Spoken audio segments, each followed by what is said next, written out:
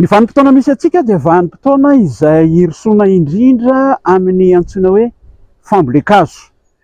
Anisany zava-dehibe hiakina ny hoavy, ny taranaka hoavy ity fambolen-kazo ity, ary izay mahatonga ny fitondram-panjakana sy ny isa-tsokajinasa rehetra manokana fotoana anatanterahana zany fambolen-kazo izany. Betsaka ny fotoana efa nanaovantsika fambolen-kazo fa amin'izao fotoana izao dia efa manomboka mioty vokatra isika raha ny fanadihadiana izay natao, ary miroso bebe kokoa amin'ny fanatanterahana fambolen-kazo ahitam-bokany. Ny mpikaroka dia miezaka mikaroka mandrakariva isan-taona ny amin'ny hanatsarana izany fambolen-kazo izany. Tamin'ny taon-dasa tahaka izao tsika dia nitsidika ny foibem-pirenena ny fikarohana momba ny tontolo iainana nanisany izay eo ambany fiahian'ny Ministeran'ny Fampianarana Ambony sy Fikarohana Ara-tsiansa mahakasika ny fambolen-kazo. Ny fikarohana atao inona moa zany? Miainga avy amin'ny zana-kazo izay hovolena, ny tany ambolena azy, ny fanaraha-maso azy, ny fomba fambolena azy, zany rehetrarehetra zany dia mila fikarohana avokoa.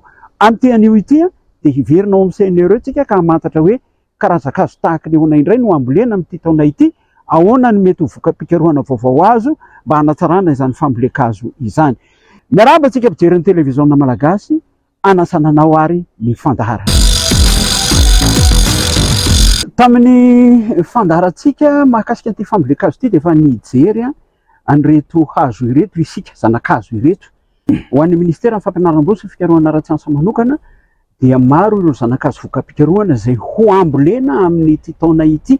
Efa nikojakojaina araka ny fikarohana natao izy ireo, fa ny isan-tarantsika azy androany dia ity zana-kazo anankiray ity. Efa hitantsika izy ity eto moa zany, hitantsika zao ny zanany.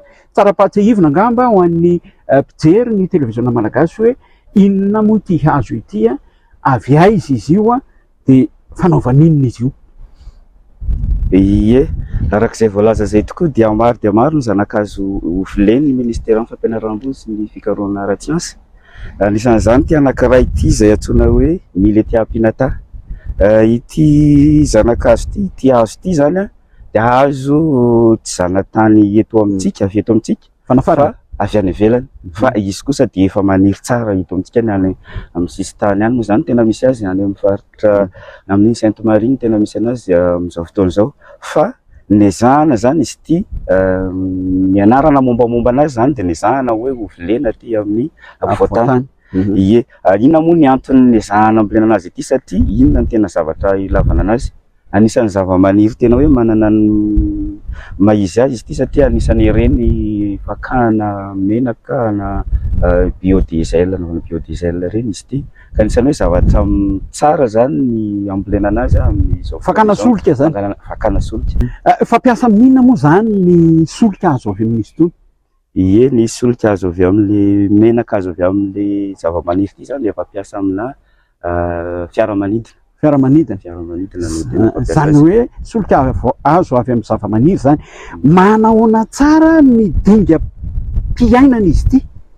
Raha ohatra ny hoe rehetra zao ny taizany nakanareo azy dia inona sy inona no natao mba hahatonga azy iroborobo ohatran'ity araka ny voalaza teo?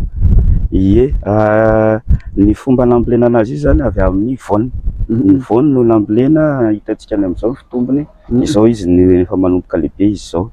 Dia mahasamihafa anazy izao io hitantsika ny ihany koa, mahatonga anazy maniry be ity raha oharina amin'ny ity anankiray ity, dia noho izay le voka-pikarohana natao izay hanatsara ny fitombon'ilay zava-maniry.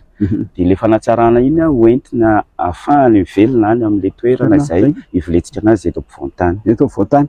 Zany hoe karazany zavatra hafa mihitsy zany nampiasaina, traitena mihitsy zany le zavatra hafa voakolokolo, homana avy any amin'ny laboratoire mihitsy no natao ao mba hampatombona azy bebe kokoa noho ilay mahazatra.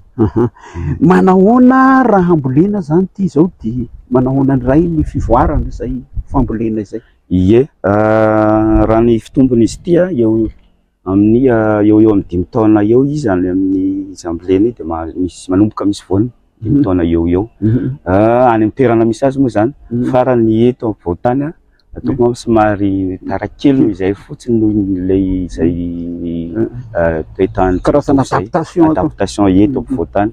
Fa le voka-pikarohana koa anisany manampy anazy hitombo bebe kokoa eto amin'ny izy tony ve mamelana? Ie, mamelana reo. Mamelana reo de misy voany. De misy voany rehefa avy eo. Manahoana ny famokarana an'izy tony raha ohatra ka tena hoe amokatra? Izy de tena misy voany tena betsaka. Tena betsaka ny voany. Mipetsaka ny voany ary somary ngezangeza ihany le voany ary azahoana vokatra tsara raha amina resaka hoe le menaka tadiavintsika ny aminazy tena anisany hoe azahoana vokatra. Zao izany zao mbola zana-kazo izy zany. Zana-kazo firy volana teo zany? Zana-kazo ray volana sy tapany zao hitantsika. Zao ny fitombony. Ray volana sy tapany hitantsika ny. Ijery ny fitombontsika, ijery anankiray efa mba nahazoazo aina kokoa zany efa le bebe kokoa milohan'ny mety hamoazany angamba na melanany de hojeritsika izay. Firy taona zany zao? Roa taona eo ty zany zao no volena teto. No volena teto. Misy ravina be izy zany. Izy zany tena arbre izy zany fa tsy arbre izy. Arbre be mihitsy eo avo tamin'ny 7 mètres. Hoan'ny avana. Ity ve zany zao, ity ve efa namelana zany zao sa? Efa namelana ity fa mbola tsy nanome voany aloha fa namelana fotsiny de zay aloha le taona voalohany. Dimy taona voalohany iny. Ary izy ve maitso ravina ohatra zao foana? Misy fotoana izy somary manitsan-dravina rehefa le ririna iny. Fa amin'ny fotoanan'ny vanim-potoanan'ny orana tahaka zao izy zany maitso be ohatra zao. Inona moa le tena ilana ny carburant, le voany ve sa le ravina? Le voany. Maharitra firy taona ny fahareta ny fiainany tony? Tena mantaonany maro eo aloha zany mbola tsy tena voafaritra be fa nataonany maro. Mitovy amin'ny azo hoe afaka miaina ny 100 taona na mitovy amin'ny azo rehetrarehetra maharitra taona maro. Inona no tena hoe mety ho fahavalo ny fambolena azy tony? Misy biby mihinana ihany izy ity, misy fotoana hoan'ny biby le raviny ity somary movaloko le raviny iny hoan'le biby de nandray zay mahatonga azy mitsan-dravina rehefa tratran'iny de somary jalijaly kely izy zany rehefa tratran'iny fa misy ihany ny fanafody ahafahana miaro azy amizay. Karazan-kazo anankiray izy tia akoatran'izay bio-carburant zay mety misy zavatra hafa ve tombony azo avy amin'ity raha ohatra ny hoe fanirindry satria zava-maniry ambolena manko hatram'izay de hoe miaro ny nofotany. Anisany manatsara nofotany ihany koa izy am'le inona moa zany le bibikely miaina aminazy ao anaty tany ao manatsara ny qualité an'ny tany. Le bibikely légumineuse rehetrarehetra moa zany izy de manatsara ny tany nofotany. Andrika ny tany. Karazan-kazo iray no fantaritsika androany fa amaranantsika azy mbola hijery karazan-kazo hafa tsika ny fandarana manaraka raha mikasika an'ity manokana.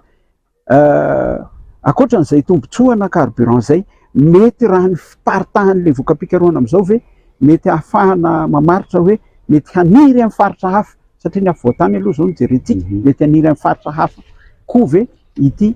Zay indrindra no antom-pisian'ny fikarohana zany mba ahafahana manaparitaka azy amin'ny faritra hafa, jerena zany hoe inona ny toetany misy any amin'ny faritra hafa ka ahafahana mampaniry azy, inona ny toetany tadiavin'ity zava-maniry ity de ezahana ahafahana mampaniry azy any amin'ny toerana hafa koa.